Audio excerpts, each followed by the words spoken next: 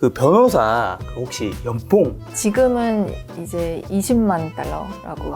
20만 달러. 되었어요. 네. 하나로는 거의 한 2억. 뭐 변호사 시험 보고 이럴 때는 이제 12시간은 무조건 기본으로 공부를 했었어요. 네.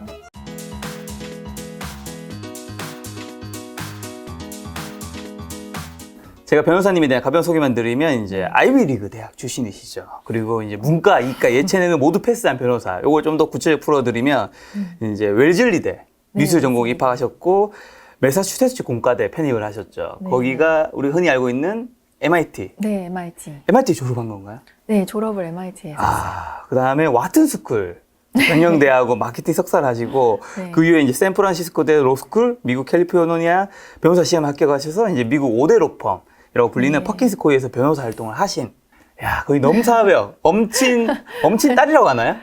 근데 엄친 딸까지는 전혀 아닌데, 네, 감사하죠. 그렇게 불러주시면. 야, 엄청난 사실 이력을 가지고 계신데 네. 오늘 그래서 우리 이 책 소동조의 합격 공법을 바탕으로 이제 공법에 대한 이야기를 하려고 하는데 그 전에 이 또 미국의 변호사를 하시면서 또 네. 한국에서 지금 한국 변호사라고 할 수는 없지만 어쨌든 한국의 네. 로펌에 계시잖아요. 네, 그렇죠. 요거에 대한 좀 비교 문화를 얘기해 주면 좀 재밌을 것 같아서 첫 번째 질문은 네. 한국과 미국 그 변호사 그 혹시 연봉 초봉 있잖아요. 네, 네. 이게 좀 다른가요? 어떻게 되나요? 한국은 사실 제가 잘 모르겠고, 네. 네, 미국 저희 초봉은 이제 만약에 구글 같은 검색창에 쳐보면 나올 거예요. 빅 러 셀러리라고 치면은 네. 보통 뭐 얼마라고 나오는데 네. 지금은 이제 20만 달러라고 20만 되어 달러. 있어요. 네. 하나로는 거의 한 2억 한 그쵸. 1,000, 2천 될 것 같네요. 그렇죠. 환율 따지면. 네. 저 때는 제가 신입이었을 때는 19만 달러였어요.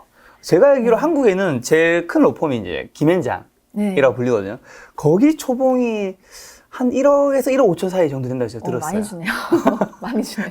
이제 최고가. 근데 이제 그 네. 밑에는 당연히 이제 좀 줄어들겠죠. 아, 그렇구나. 네. 어쨌든 그럼 한국과 미국을 비교했을 때 그 연봉이 조금 낮긴 하잖아요, 한국이. 아마 세금 때문에 그럴 것 같아요. 세금. 세금하고 물가가 중요한 것 같아요. 세금 얼마 내셨는데요? 저는 거의 38.6%인가 막 그렇게 거의 40%를 떼어갔기 때문에 네.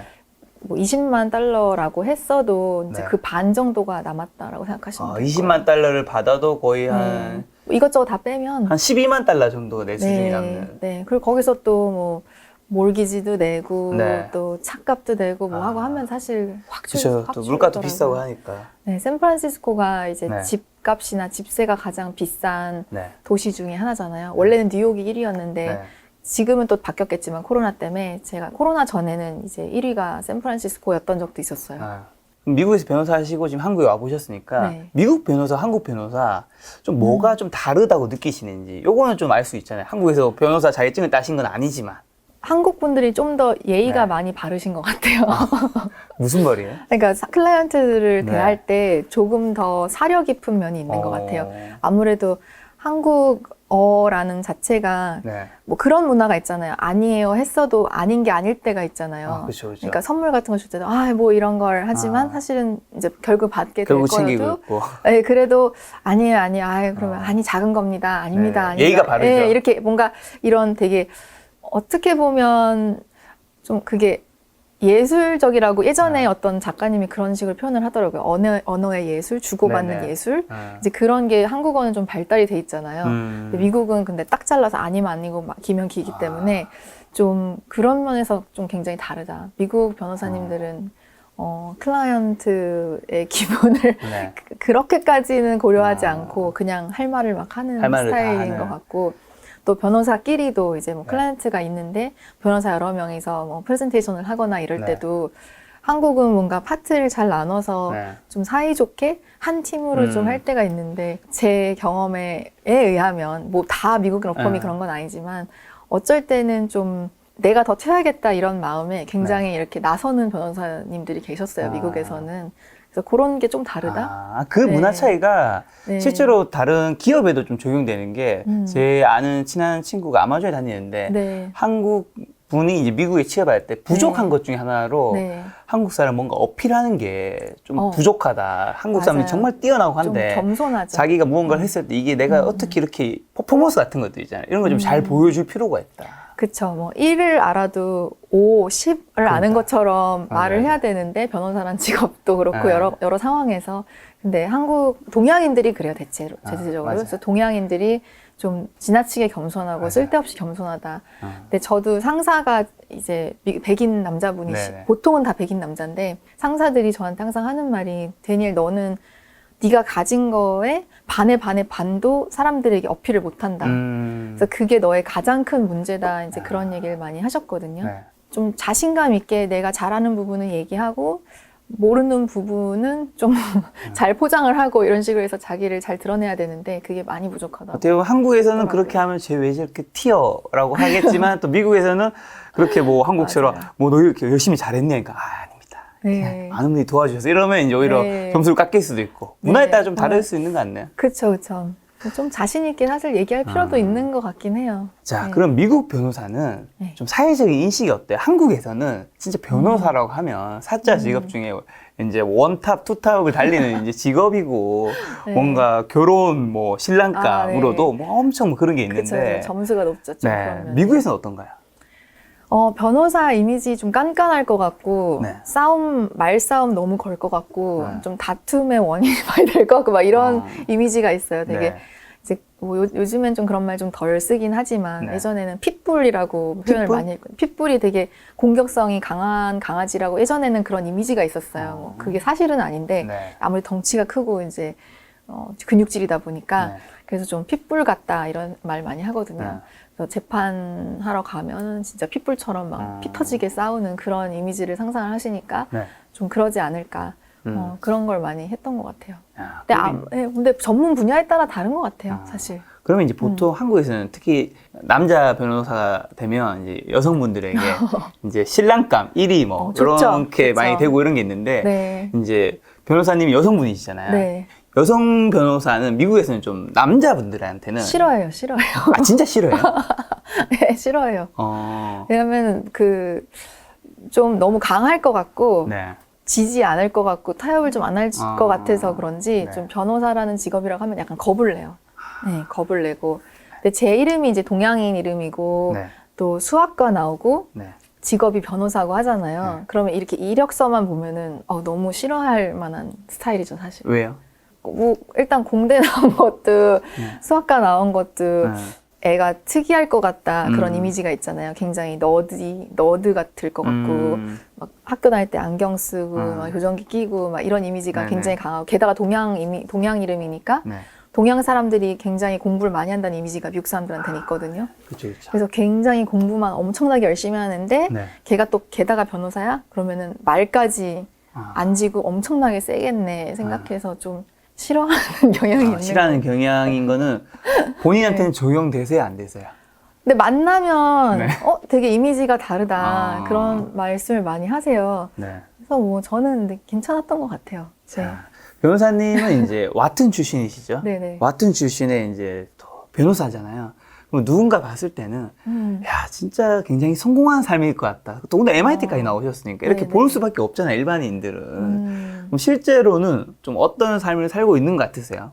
보시면 성공을 어떻게 정의하냐에 따라 다르겠죠. 정의하냐에 따라 제가 감사합니다. 제가 define이라고만 생각이 네. 나서 그 정의하냐에 따라 굉장히 다를 텐데 적어도 지금 현재의 저는 네. 굉장히 하고 싶은 일들을 다 하면서 살고 있긴 하거든요. 그래서 그 면에서 굉장히 행복하다.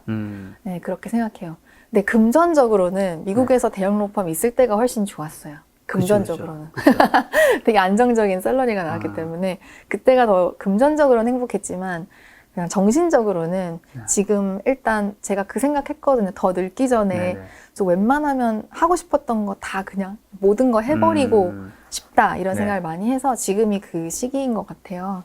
그래서 지금 그런 면에서는 굉장히 행복하고 성공을 했다 그렇게 생각해요. 자, 지금 하고 싶은 거를 다 하고 있다라고 말씀해 주셨는데, 그 사실 변호사님의 이력이 그 웰즐대 미술로 전공 입학하셨고, 그 네, 수학과를 졸업했죠. 네, 수학과를 졸업하셨죠. 그 다음에 네. 매사추세츠 공과대 이제, 그 다음에 와튼스쿨 경영대하고, 어쨌든 문과, 이과, 예체능. 네, 근데 거기 나왔는데 결국 된 거는 또 변호사예요. 그렇죠. 그러니까 이렇게 너무 다양한 진로를 거쳤다고 볼 수 있잖아요. 네네. 그게 어떻게 보면 방황을 했다고 볼 수도 있고 아니면 자기 진로를 찾기 위해서 정말 노력했다고 볼 수도 있고 하는 건데 왜 이렇게 다양한 뭔가 다른 길로 계속 간 거예요? 진로적인 측면에서? 저는 이제 헤맸다기보다는 그냥 네. 흘러가는 대로 했을 뿐 그런 생각을 하고 있어요. 왜냐하면 사실 뭐 어렸을 때도 그 미술이랑 수학이랑 이런 거는 계속 같이 열심히 했어요. 그래서 제가 이제 예원 중학교를 들어갔었기 때문에 미술뿐만 아니라 당연히 수학도 잘했어야 됐고 네. 또 웰슬리 대학 갔을 때도 가기 전에도 중고등학교 때 유학할 시절에도 그 학교에서 이렇게 프로바이드 해주는 모든 수학 수업을 다 듣고 졸업을 했었어요. 그래서 미국은 이제 선택을 할 수가 있잖아요. 수업을 네. 어느 정도 학년이 네. 되면.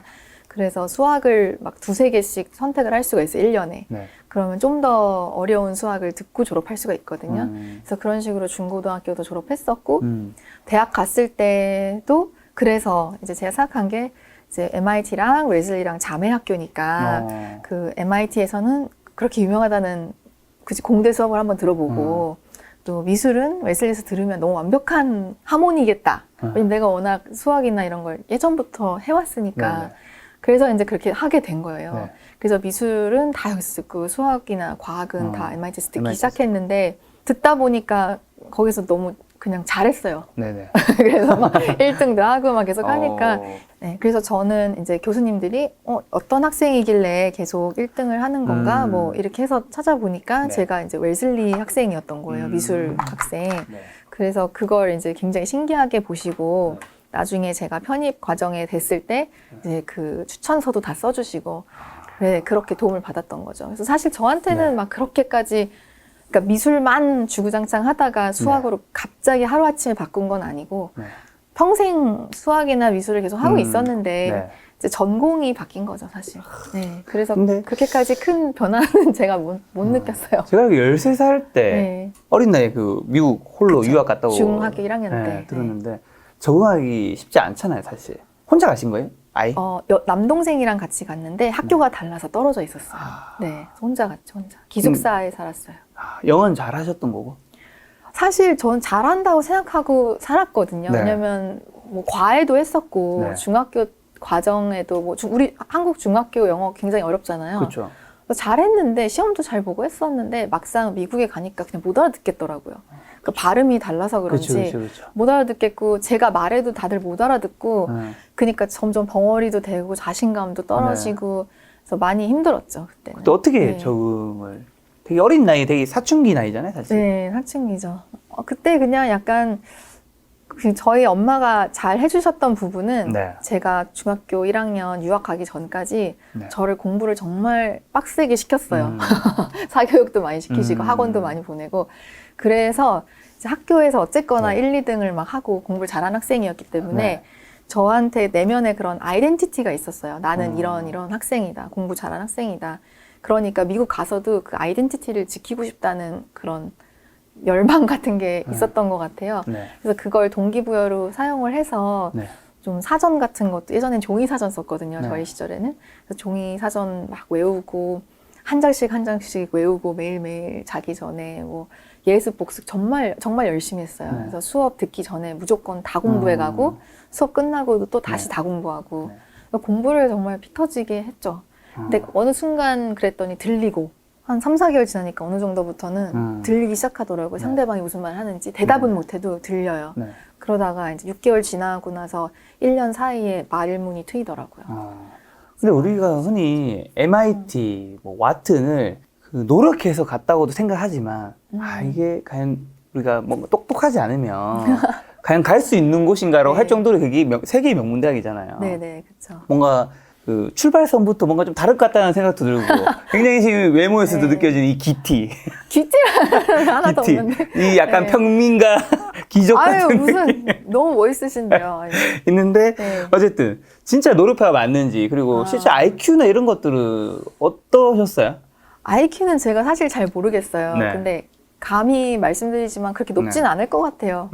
왜냐면 그러니까 제가 스스로를 노력파라고 생각을 하고 있는데 네. 그 이유는 제가 공부를 안 하잖아요. 네. 성적이 바로 떨어져요. 아, 네, 그 노력한 만큼 보다 조금 더 나올 수는 있겠지만 네. 뭐 여러 가지 뭐 잔머리나 이런 것들로 인해서 그렇지만 어쨌든 기본적으로는 공부를 정말 열심히 하고 열심히 한다는 게 와 열심히 했다 이게 아니고 네. 죽어버리고 싶다 막 이런 말 막 나올 정도로 열심히 하면 잘했어요. 진짜 그런 말 하셨고. 죽는 줄 알았어요. 그 변호사 시험 보고 이럴 때는 내 머리가 터져서 죽을 수도 있겠다 그런 생각 정말 많이 했고 야. 하나를 더 넣으면은 이게 하나 빠져나오는 느낌 아니면 튕겨나오는 느낌? 너무 뇌에 많은 정보가 있어서 네. 더 이상 들어가지가 않는데 그래서 공부를 포기하는 날도 있었고 막 그랬거든요. 근데 그 정도로 했더니 된 거지 네. 그 미만으로 했을 땐 항상 잘 안 나왔어요. 떨어지고. 네. 그런 변호사님이 이제 공부법, 얼마 전에 책도 내신 서동주 합격 공부법, 이 이야기 이제 구체적으로 좀 더 하려고 하는데, 네. 그 책에 보니까 뭐 10분 딴지 공부법, 이게 핵심 비결로 되어 있던데, 네. 이게 무슨 말이에요? 제가 집중력이 굉장히 떨어져요. 그래서 집중력이 없다 보니까 네. 뭔가 여기선 10분이라고 했지만 그게 네. 5분, 5분일 수도 있고 1분, 1분일 수도 있고 1시간, 1시간 뭐 때에 따라 다를 텐데요. 그 뭔가 공부를 조금 하면은 좀 쉬어야 돼요. 바로. 그렇죠. 근데 보통 한 40분, 네. 1시간 정도 하고 쉬는데. 그쵸. 근데 저는 딴 생각이 너무 금방 드는 스타일이에요. 그래서 문제가 뭐 하나를 푼다? 네. 그럼 바로 핸드폰 만지게 되는 그런 스타일이에요. 그건 공부법에서 최악이잖아요. 그쵸. 핸드폰을 치워놔도 거길 가서 다시 갖고 와요. 그냥 차라리 여기 있는 게 나아요. 핸드폰을 치우지도 않아요. 그래서. 왜냐면 그게 절제력이 좀 떨어지는 편인 것 같아요. 그래서 처음에는 내가 공부를 이게 할 타입이 아닌가 보다. 네. 왜냐면 이렇게까지 집중력이 떨어지는데 내가 그러니까요. 과연 어떻게 변호사 시험을 볼 거며 네. 변호사 시험은 과목마다 책이 이렇게 두껍잖아요. 이 그렇죠, 정도로. 네. 근데 그런 게 이제 10몇 과목이면 막 이만할 거 아니에요. 근데 그걸 내가 어떻게 다 외울까 네. 생각을 많이 했었거든요. 그래서 생각한 게 어차피 오늘도 집중력이 없고 내일도 집중력이 없고 계속 집중력이 끝없이 없을 거면 네. 어떻게든 자리라도 엉덩이라도 붙이고 앉아서 네. 한 문제 풀고 잠깐 쉬고 한 문제 풀고 잠깐 쉬고를 네. 무한 반복을 해보면 어떨까. 이제 그렇게 마음을 먹은 거죠. 네. 그래서 그때부터는 그냥 공부의 양을 정해놓고 그게 끝날 때까지는 그냥 계속 앉아 있었던 것 같아요. 네, 그래서 풀고 놀고 네. 풀고 놀고를 반복하더라도 네. 이제 포기하지 않고 또 나 공부 안 되는 날인가 보네 이런 판단을 섣불리 하지 않고 그냥 오늘도 평범한 날이다. 나는 원래 이런 애야. 이러면서 그냥 계속 공부를 했던 것 같아요. 아니 근데 그게 우리가 네. 기존에 생각하는 공부법과 좀 다른 게 저도 사실 수능 만점자 30명을 인터뷰해서 그쵸, 공부법을 그쵸. 책을 내서 네. 공부에 대한 거를 잘하진 못하지만 잘 알고 계시죠? 잘은 알고 있죠. 네, 잘하는 그럼요. 것과 잘 아는 건 좀 다를 수 있는 거니까. 맞아요. 근데 이제 공부에 제가 정말 중요하게 느끼는 두 가지는 이제 엉덩이 힘. 네. 얼마나 앉아 있는 것과 맞아요. 그다음에 내가 얼마나 여기 집중할 수 있냐인데 어떻게 보면 그 저자님이 공부법의 가장 큰 일반적으로 문제라고 할 수 있는 거는 우리가 이 책을 보면서 공부를 하다가 이렇게 휴대폰을 보고 딱 네. 보고 돌아와서 다 바로 여기 딱 집중할 수 있으면 좋지만 우리가 네. 사실 여기에 잔상이라는 게 남아있잖아요. 게임을 그래서 하지 말라고 한 이유가 네. 스타크래프트를 하루 종일 하고 난 다음에 게임을 하면 하루 종일 그 아까 스타크래프트 네. 생각이 계속 있으니까 그래서 내가 그때 그랬어야 되는데 네, 뭐 그런 하나 식으로 더 해서. 저거 하나 보냈어야 되는데 막 이러고. 공부를 제대로 집중 못하는 네. 건데 이런 부분 어떻게 생각하세요? 그래서 그게 이제 하다 보면은 어느 정도 적응이 되는 거예요. 네. 제가 생각할 때. 왜냐면 이거는 만약에 집중을 정말 잘 할 수 있는 분이면 40분씩 할 수 있는 분이면 당연히 40분 내내 하는 게 맞아요. 네. 40분, 50분 하고 나서 잠깐 스트레칭 하면서 쉬는 게 맞지만 네.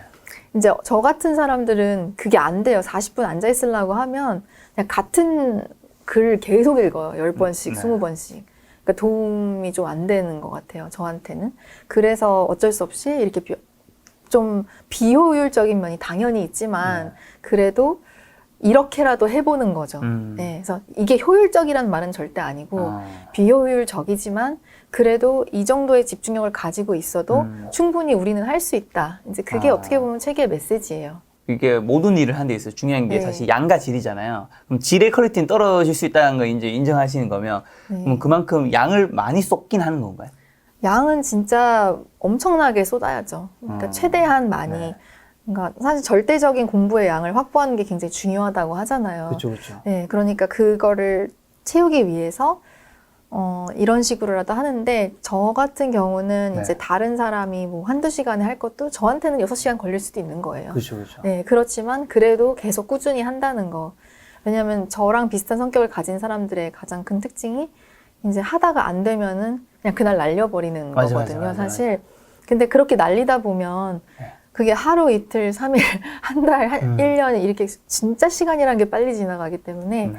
그럴 수 없으니까 이렇게라도 하는 거죠. 근데 이렇게 했을 때 어느 순간부터는 이게 루틴화되는 느낌도 있어요. 그래서 진짜 집중이 안 되는데 이게 아니고 그냥 한 문제 풀고 네. 저는 핸드폰으로 게임을 많이 하긴 했었는데 그때는 좀 간단한 게임 있잖아요. 이런 캔디 크러쉬 비슷한 거. 한 판 하고. 한 판 할 수 있는 거 정도. 네. 이런 스타크래프트 같은 건 하면 안 되고. 네. 그래서 그럼 한 판 딱 해서 딱 머리 정화시키고 네. 그 다음에 다시 문제 보고 이런 식으로 했었어요. 야, 네. 그럼 하루에 공부 시간은 학창 시절에 몇 시간 정도 됐어요? 뭐 변호사 시험 보고 이럴 때는 이제 12시간은 무조건 기본으로 공부를 했었어요. 네. 12시간을 해도 네. 남들의 하는 거 네. 반도 못할 때가 많았기 때문에 네. 이제 12시간 이상을 투자를 해야 따라갈 수 있다. 근데 그 시험이란 게 뭐 100점 맞는 거가 중요한 건 아니잖아요. 아니죠. 네, 패스하는 게 중요한 거니까. 그래서 뭐 그렇게 해도 패스는 할 수 있었다. 근데 제가 알기로 변호사 시험을 그 로펌을 다니면서 그렇게 네. 하셨다고. 네네. 로펌을 다니면서 할 정도면 미국 변호사는 조금 한국보다는 조금 쉬운 편인 거예요, 혹시? 아니야. 똑같을 거예요, 아마. 네. 저희는 1950시간을 채워야 되거든요, 네. 1년에. 네. 근데 그거를 주말 빼고 나눠보면은 월화수목금 8시간을 평균적으로 일을 해야 되는 거고, 네. 그 8시간이라는 게 빌링 아워예요. 네. 그게 무슨 뜻이냐면 순수하게 일 1시간이에요. 네. 그러니까 밥 먹고 화장실 가고 수다 떨고 이거 빼고. 뺀 시간. 네. 그러니까 하루에 뭐 12시간씩 일을 해야 이제 8시간이 이제 맞춰지겠죠. 그래서 야근도 많이 하고, 야근하니? 이런 거 잘 안 물어봐요. 어차피 다 야근하니까. 다 야근하고 있고, 다 주말에 일하고 있고, 다 새벽까지 안 자고 일하고 있고, 그 회사 메신저가 있거든요. 네. 거기에 온라인인지 오프라인인지 떠 있으니까, 보면은 다 늘 떠 있어요, 모두가. 이제 틈틈이 하는 거죠, 틈틈이. 그래서 변호사 시험 볼 때는 물론 공부를 12시간 할 수는 없었지만, 네. 뭐 그 전에 학교 다닐 때는 네. 잠깐 이제 그 변호사 시험 전에 기간이 네. 있었거든요. 그럴 때는 좀 했었죠. 아, 로펌에서 어느 정도 시간을 이수해야지 변호사 시험을 칠 수 있는 건가요? 그건 아니고 제가 이제 2학년 때 미국은 그래요. 2학년 때 썸머 어소라는 거를 네. 들어갈 수 있으면 그 썸머가 끝나고 나면 네. 그 대형 로펌에서 이제 오퍼를 줘요. 너 졸업하고 나면 우리 로펌에서 일할 수 있다. 네. 왜냐면 썸머 동안 너 잘했기 때문에 이제 이런 오퍼를 주는데 인턴십 말하는 거겠죠? 네, 예, 그래서 네. 인턴십, 썸머 인턴십인데 그 샐러리를 1년차 연봉을 줘요. 네. 그래서 여름에 이제 몇 개월 동안 일할 때 돈을 굉장히 많이 주면서 일을 시키거든요. 네. 그래서 그때 잘하면 이제 붙어요. 그러면 졸업하고 나서 갈 곳이 미리 생긴 거예요. 그래서 저도 졸업하고 나서 그냥 거기 들어간 거죠. 오퍼를 그때 여름에 받았었기 때문에. 그래서 들어가서 하는데 네. 이거랑 별개로 이제 시험은 통과를 따로 해야 되는 거죠. 그래서 변호사로 불리고 로여라고 해요. 그래서 그 JD라고 해서 법대를 나오면 로여라고 하고 네. 시험을 통과하면 어토니라고 하거든요. 그래서 그때는 이제 로여로서 일을 했죠. 야, 그럼 그 로펌 다닐 때 변호사 시험 준비하려면 뭔가 공부 시간은 어떻게 확보를? 그래서 일찍 일어나서 좀 출근도 좀 일찍 해서 네. 30분이 더 1시간 더 일찍 해서 책상 앞에서 남들 오기 전에 좀 공부도 많이 하고 그냥 그 일 하다가 보면 쉬어야 되잖아요, 머리를. 그쵸, 또 그쵸. 그것도 굉장히 집중해야 되는 거라. 그래서 쉬어야 될 때 틈틈이 문제 계속 풀고 문제 보고 뭐 네. 화장실 갈 때도 뭐 인강 같은 거 듣던 거 있으면 계속 듣고 왜냐면 화장실 갔다가 뭐 또 이렇게 한 바퀴 돌고 들어올 수도 있고 하니까 그래서 좀 이렇게 항상 인강 같은 건 열심히 듣고요. 그래서 출퇴근 시간이 굉장히 길어서 그때는 항상 인강을 틀어놨었어요. 그럼 네. 원래 이제 학창 시절에 공부하실 때는 요 짜투리 네. 시간 좀 어떻게 활용하셨나요? 저는 짜투리 시간 활용하는 걸 굉장히 좋아해요. 제가 집중력이 떨어지다 네. 보니까 오히려 이런 짜투리 시간 활용할 때 집중력이 좀 더 있는 것 같거든요. 그래서 뭐 항상 책 같은 거는 늘 들고 다녔어요. 그래서 친구를 만나던 누굴 만나던 책을 항상 챙겨 다니면서 네.